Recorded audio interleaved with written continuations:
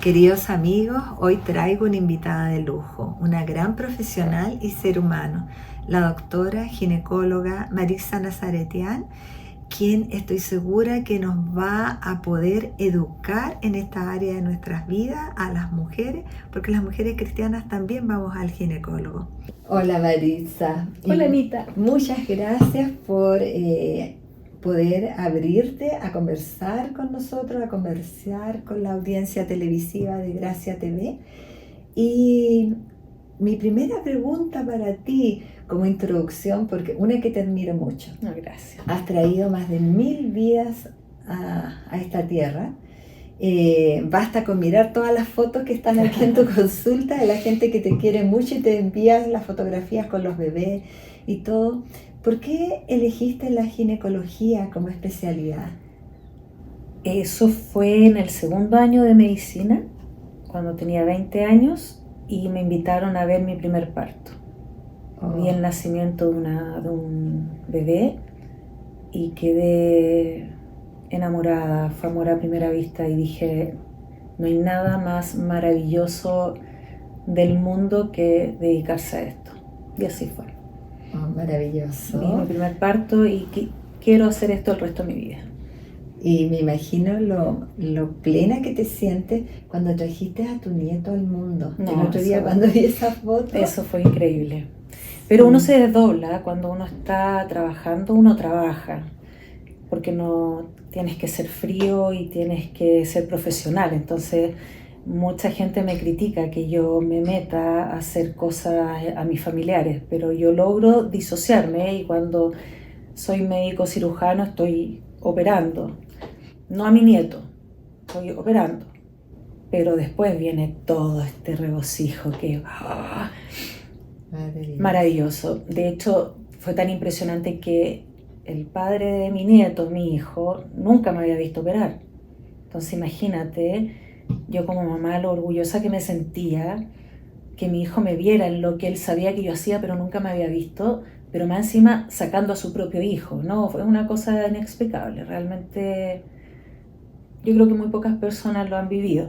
Hay muchos obstetras, pero la gran mayoría no quiere atender a sus familiares. Yo al contrario, me gusta estar ahí, confío a veces mucho más en mí que en muchos otros, porque voy a ser tan o más preocupada por un familiar, por el amor que uno siente por ellos. Mira, Marisa, bueno, yo conozco a esta profesional más de 20 años, tu hijo, que era compañero de mi Kenito, y te he visto ir creciendo como profesional también, también maravillosa. Marisa, en mi generación casi siempre uno acudía al ginecólogo cuando tienes una picazón, cuando tienes dolores, cuando pasa algo. ¿Cómo debería de ser realmente que nosotros tuviéramos en nuestra cultura la parte de prevención? ¿Cuándo venir al ginecólogo? ¿Cuándo traer a nuestros hijos, por primera vez a nuestras hijas, a una consulta médica?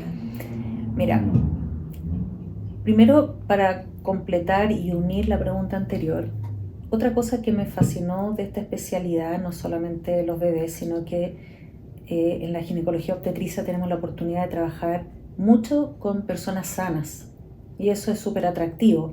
La medicina no es todo enfermedad, muerte, tristeza. Al contrario, yo creo que de las especialidades que uno lo pasa muy bien y anda feliz en mi especialidad.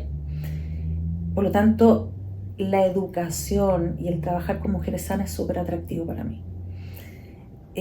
Yo vengo de una generación no tan restrictiva como pudiera haber sido mi madre, donde no se hablaba de nada, donde las mujeres aprendían en el camino, ensayo y error, donde la sociedad era muy punitiva con la mujer, porque siempre todo lo que tiene relación con la mujer es además culposo. Si quedas embarazada, te embarazaste.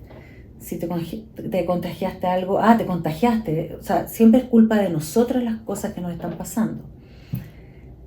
Y yo vengo de una generación intermedia y particularmente muy abierta con mis padres, pero mi generación no fue tan abierta, o sea, todavía veníamos con este tabú de hablar las cosas de la mujer. y yo siempre fui muy abierta y muy precoz y yo hablaba de todo y eso me encanta porque hoy día la generación de las mujeres jóvenes que veo vienen de padres mucho más abiertos y eso hace que se hagan bien las cosas. ¿Y cómo se hacen bien las cosas? Traer desde muy temprano a la mujer a la consulta. Los hombres no los llevan al urólogo, no les hacen especialmente educación sexual un profesional, no tienen chequeos. Los hombres en general, y perdón por los hombres que ven esto, son miedosos, o sea, no van al médico y están sanos porque no saben que están enfermos, no porque realmente sean sanos. La mujer al contrario, tenemos siempre la necesidad de estar chequeándonos, porque además si queremos ser mamás, no importa que el hombre sea hipertenso o diabético, pero claro que importa si la mujer se embaraza hipertensa o diabética. Entonces, crecemos mucho más con una formación y educación de que tenemos que ser sanas. Y en ese respecto, ¿cuándo traerlas en el primer control? Hoy día la fecha de inicio de la menstruación se ha ido cambiando. Cada 10 años ha retrocedido un año. Hoy día el promedio de la llegada de la menarquia, que es la primera regla, es como los 11 años. Y tenemos un tremendo problema en las mujeres, de que nos llega la menstruación, nuestros ovarios empiezan a producir estrógeno y el estrógeno nos va a cerrar los cartílagos de crecimiento que nos hacen crecer. Las mujeres crecemos y nos pegamos el estirón un año antes de que nos llegue la regla. Y si la regla se empieza a adelantar, nos vamos a empezar a quedar chicas. Entonces, todo eso, la mamá primeriza, que nadie le dijo, no lo sabe, y a la niña le llegó la regla a los 11 años y mide 10 centímetros menos que la mamá. Y llegó la regla y estamos sin herramientas como para poder ayudarla. Por lo tanto, los papás de una mujer, de una niñita, una de las alertas son, ¿está creciendo como tiene que crecer? Si nosotros somos altos, porque claro, si los dos papás son chiquititos no es tema, pero junto a eso se está desarrollando muy pronto los pechos. Oye, de repente le crecieron, pero ella es gordita, serán pechos, será grasa, tiene un olor axilar y es normal que empiece a usar desodorante a los 5 años o a los 7 o a los 9, está como muy velluda abajo, o simplemente, chuta, que está contestadora y está precoz y está mirando a los hombres. Entonces, todas esas alertas que a la mujer, a los papás les llaman la atención, bueno, no estudiaron medicina, para eso estamos nosotros. Ese es el momento de traerla. Cuando algo a ti no te suena acorde, siempre es mucho mejor traerla antes de que les llegue la regla, porque si encontramos algo malo lo podemos arreglar. ¿Te fijas? Si llegaron, primer control, como hoy día recibí dos niñitas, que la regla le llegó este año, el año recién pasado, no tengo nada que hacer porque una medía 10 centímetros menos que la mamá. Y venía su primer control porque ya le llegó la regla, ¿no? Pues a esa niña la debieron haber traído antes para saber cómo iba.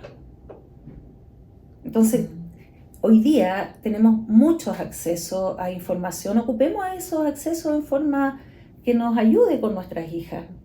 Es normal, es súper alta en el curso, va a ser súper alta. Pero si es súper alta en cuarto básico, pero está con pechuga y está con rasgos de mujer adulta, eso no es normal, pues. Es alta porque se está desarrollando muy rápido, pero le va a llegar la regla muy rápido y se va a quedar y va a ser de las más chicas del curso en enseñanza media. Entonces, ese tipo de alerta es generalmente la primera consulta. Okay. Y de ahí en adelante, cuando vienen por lo menos conmigo a la primera consulta, yo les hago el trazado de cómo nos vamos a seguir viendo. Maritza, qué interesante todo lo que nos has contado. Pero, ¿qué pasa con ya las jovencitas que ya están menstruando?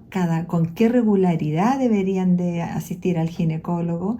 Y ya también para las mujeres adultas, ¿con qué frecuencia deberían de ir a una cita médica y no esperar a que haya alguna cosa, alguna dolencia para asistir?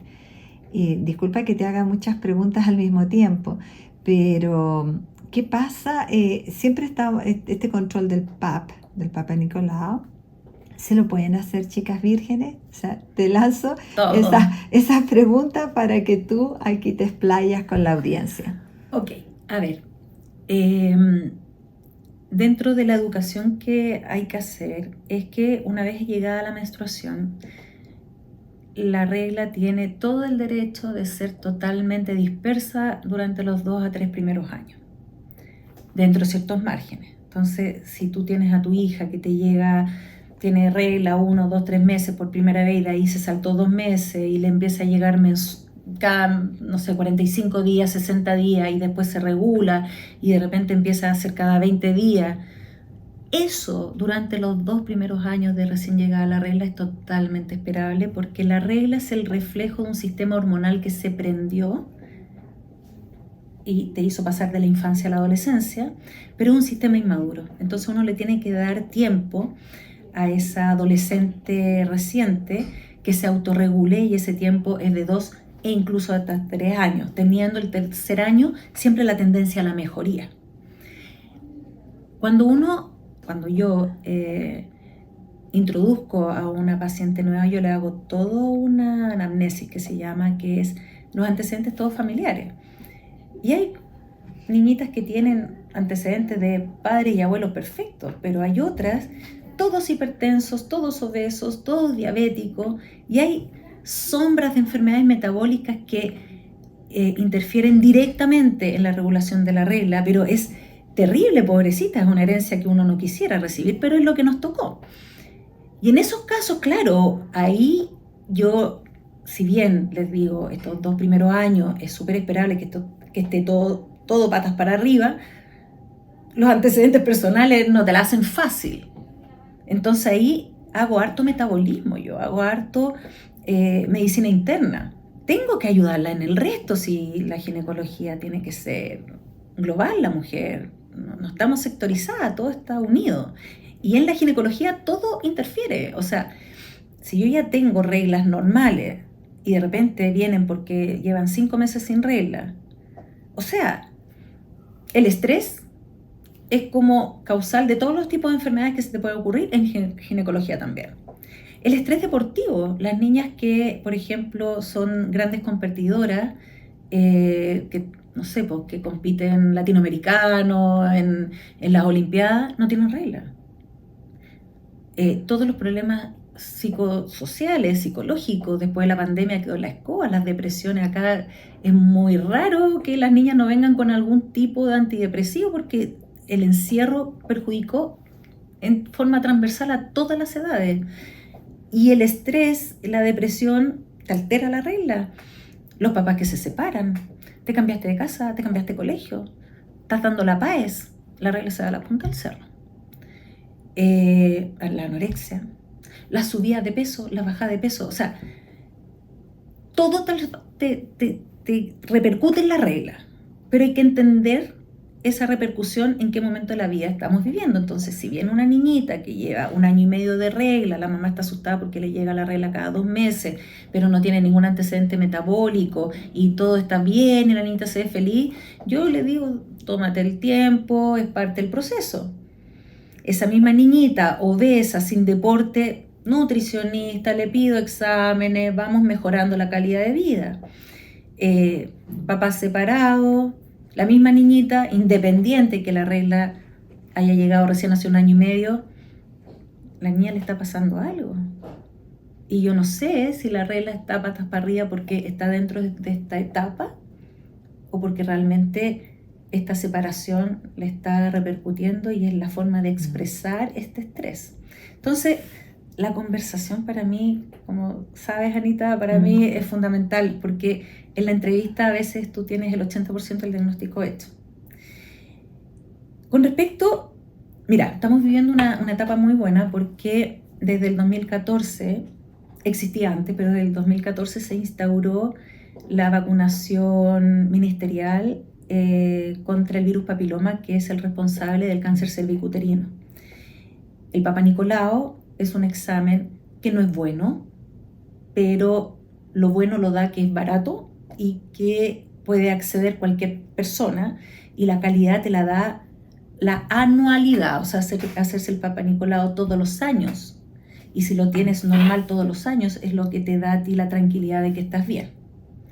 Pero una vez instaurado la vacunación, que no es obligatoria, pero yo la recomiendo a ojo cerrado, incluso a toda edad, se instauró en los colegios, algunos lo ponen en cuarto y quinto básico, otros en quinto y sexto básico, a las niñitas, y desde creo que el 2005, no, desde el 2000, a ver si fue en el 2014, bueno, unos años después a los niñitos, ahora lo están vacunando a los niñitos, no es necesario el Papa Nicolau. Pero si tienes la vacuna puesta antes de los 25, aunque te hayas iniciado a los 15 años, no es necesario el Papa Nicolau. ¿Ya? Porque, insisto, el Papa Nicolau no es un buen examen, pero era lo que teníamos. Y ahora con la vacuna, si tiene la vacuna puesta, no es necesario antes de los 25 años. ¿Ya? Cuando uno ya tiene reglas normales, y esto pasa mucho por la educación que recibió del profesional, y no tiene problemas ni de peso ni metabólico, la verdad es que venir todos los años cuando uno es adolescente, yo no tengo sentido. O sea, yo les doy mi contacto, si tienen un problema me pueden escribir y les digo, sabes que es necesario verte para esto, o necesito educarte y no te voy a dar una charla por mail, pero cosas puntuales tienen el acceso. O sea, que es importante verlo, no te preocupes, esto está normal, quédate tranquila. Pero en general los controles, el primer control, siempre la paciente se va a ir con una orden mía para ver con ecografía los genitales internos, porque aunque sean niñitas podemos encontrar tumores, quistes, que tengo que diagnosticarlo, y no los voy a diagnosticar mirando a la paciente ni tocándola. Tengo que mirarla con ultrasonido. Entonces eso es lo mínimo que yo les pido a mis niñas cuando vienen.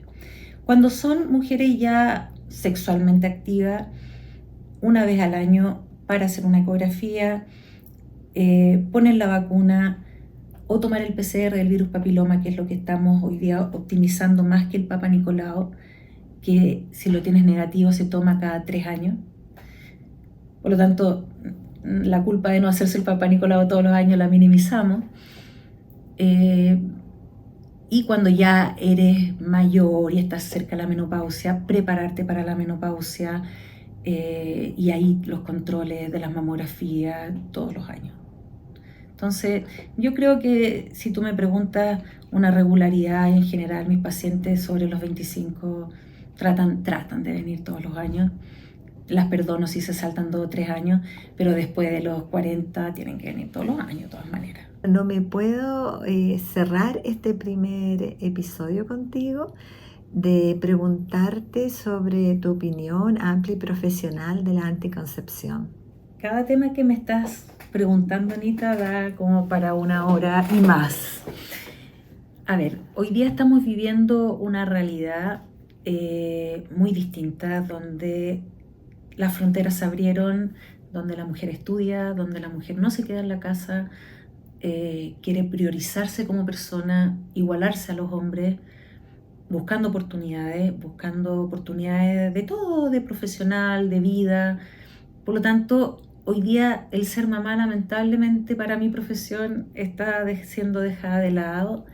Y yo lo logro entender porque las mujeres quieren desarrollarse, no solamente como mamá, somos más que un vientre que cría bebés, que yo lo encuentro por lejos lo más hermoso de la vida, pero también entiendo que somos personas y queremos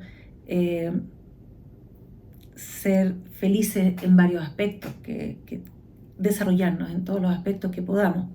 Por lo tanto, la anticoncepción es muy necesaria. Cuando vienen en busca de anticoncepción, yo jamás van a encontrar acá un juicio de valor. Nunca voy a juzgar que por qué a tu edad quieres anticoncepción. No, la verdad es que yo acá educo, porque independiente, los valores morales, los principios morales los da la familia, la religión que profesan. Yo no me meto en eso, cada uno sabe sus principios, sus prioridades. Lo que yo sí sé es que cuando llama a la naturaleza, el cuerpo responde, y sobre todo si somos adolescentes, porque somos mucho más impulsivos. Y gran mayoría de las veces no andamos pidiendo permiso ni estamos avisando. Por lo tanto, cuando vienen adolescentes que ya están en pareja o están viviendo este proceso, yo más que decirles que es malo, no tienes que hacerlo, al contrario, tienes que hacerlo, pero en forma responsable. Y esa es mi labor. Mi labor es que la mujer tenga una vida sexual, tenga una sexualidad, porque la sexualidad no es solamente el acto sexual, tenga una sexualidad plena, disfruta el ser mujer.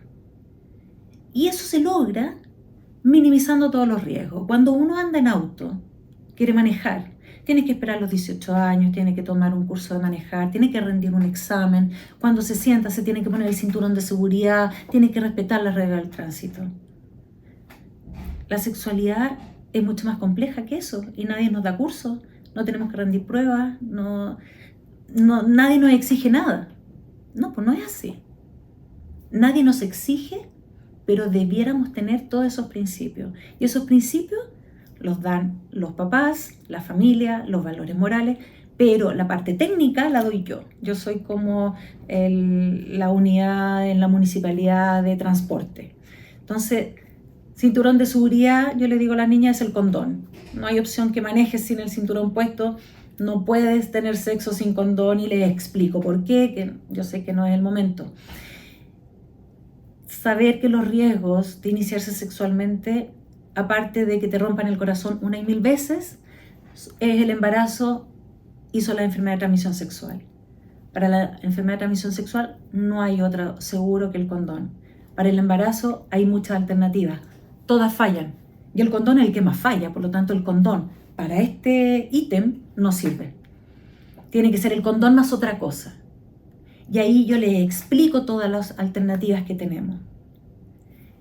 Y después de esa charla, la mujer decidirá qué le gusta, qué no le gusta. Pero yo me aseguro que esa mujer, si le pasa algo, no va a tener la excusa de decirme, es que yo no sabía, porque yo me encargo de decirle todo.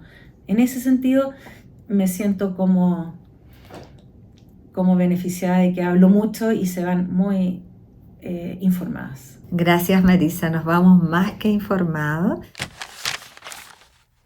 Como podemos ver, la sexualidad comienza a formarse desde que nacimos, a través de los primeros vínculos afectivos, y es parte esencial del desarrollo humano. No es un tema ajeno a la fe, por el contrario, es un don divino con el que Dios nos ha revestido nuestra naturaleza humana. Quise invitar a mi amiga, la doctora Marixa Nazaretian, porque es una gran profesional y un ser humano extraordinario. Y porque es un tema que me preocupa, ya que hoy, más que nunca, la educación sexual es una responsabilidad ineludible de los padres. Nuestros hijos, sobrinos, nuestros nietos están siendo bombardeados constantemente con contenido hipersexualizado y alejado de la verdad. La tecnología, la publicidad, la televisión, la música y las redes sociales exponen imágenes y mensajes inapropiados a plena luz del día. Si a esto le sumamos la curiosidad natural de los jóvenes, su deseo de experimentar y la tendencia a minimizar los riesgos, vemos que la experiencia sexual comienza a edades cada vez más tempranas. Hoy a los 12 años ya están teniendo relaciones sexuales. Sabemos que esta es un área vulnerable en el ser humano y el enemigo la usa para destruir familias. El 56% de los divorcios ocurre debido a una inmoralidad sexual y el 90% de los hombres consumen contenido pornográfico al menos una vez al mes. Esto no es un simple hábito. La pornografía es una adicción devastadora, más fuerte incluso que la cocaína, según el psiquiatra Enrique Rojas. Yo sé que ustedes conocen más a la Marian Rojas Estapé, su hija. Las consecuencias de la falta de una educación sexual basada en principios bíblicos y morales son alarmantes. La expansión del SIDA y otras enfermedades de transmisión sexual, embarazos en adolescentes, abortos y niños abandonados, depresión y vacío emocional. Frente a la urgencia de la educación sexual en casa, ¿cómo debemos actuar los padres? Ser los primeros en hablar del tema con nuestros hijos. Cada niño es diferente, pero desde los 6 años se puede comenzar a introducir el tema de manera apropiada, proteger su inocencia y educación. Las estadísticas indican que los niños comienzan a ver pornografía desde los 10 años. No podemos ignorar esta realidad. Debemos poner límites tecnológicos, no dar celulares con acceso a Internet a menores de 10 años. En Australia ya entró en vigencia la ley de no permitir acceso a Internet a menores de 16 años, sin supervisión. Y es algo muy útil es que acá los niños ven televisión en el área familiar, no en sus habitaciones. Los computadores y tablets tampoco están en los dormitorios. Debemos buscar recursos educativos. Asistir a una ginecóloga de adolescencia si usted no se siente capaz de abordar el tema con sus hijos. Si sientes que ya es muy tarde, recuerda que nunca lo es. Recuerden que Dios perdona y restaura. Nos llama a dejar el pecado y a caminar en pureza para cumplir nuestro propósito. En el capítulo anterior les mencioné que nuestro cuerpo es el templo del Espíritu Santo. ¿Recuerdan cuando Jesús se enojó al ver que estaban comercializando en el templo y derrumbó las mesas? Así también el enemigo quiere contaminar nuestro templo, nuestro cuerpo, nuestras vidas. La sexualidad sin amor es una sexualidad rebajada, se los puedo asegurar por la experiencia. Pero tenemos esperanza, podemos guiar a nuestros hijos con amor, establecer límites sabios y mostrar el verdadero propósito de la sexualidad según Dios. La sexualidad es un aspecto integral del ser humano y como tal debe ser valorada y respetada. Es un regalo de Dios que debemos guiar con sabiduría. Me gustaría recomendarles el libro La Charla, 7 lecciones del autor Luke Gilkesson. Siempre lo pronuncio mal, pero aquí les dejaremos el nombre, que es para introducir a nuestros hijos a la vida sexual. Que cuando entendemos que la sexualidad desde la perspectiva de Dios, realmente ahí le encontramos belleza y propósito, teniendo presente que Dios creó el sexo como un regalo hermoso, diseñado para el placer y la unidad dentro de un amor comprometido. Su palabra dice en Génesis 2:24, se los leo. Dice: por tanto dejará el hombre a su padre y a su madre, y se unirá a su mujer y serán una sola carne. Espero que les haya gustado este capítulo, que les sea de utilidad y lo compartan. Ya ahora se viene el rinconcito de Australia. Dios les bendiga. Muchos cariños. Estamos yendo a la Casa Bote Azul. Es un ícono aquí en Perth.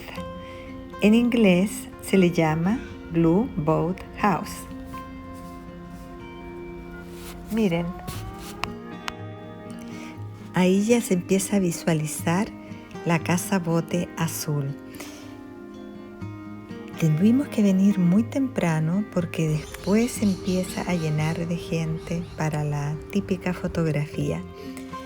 Y lo más difícil es siempre encontrar estacionamiento. Tuvimos que quedarnos en una callecita cerrada y descender por esas escaleras para poder llegar a la famosa casa. La casa fue construida en 1930 y desde 1940 es propiedad de la familia Nattrass. Como pueden ver, Australia es un ejemplo vivo de la multiculturalidad. Y eso me encanta, nos enriquece mucho como sociedad. La casa ha tenido varias remodelaciones, varias veces se ha pintado y se ha remodelado, pero la remodelación más significativa fue en el 2015, cuando se reemplazó el muelle de madera por un muelle con pilotes de acero. Una casa para mí representa un hogar, una familia. Por eso encontré apropiado mostrarles hoy la Casa Bote Azul, por el tema que abordamos. Protejamos nuestra familia. Que Dios les bendiga. Nos vemos en el próximo capítulo.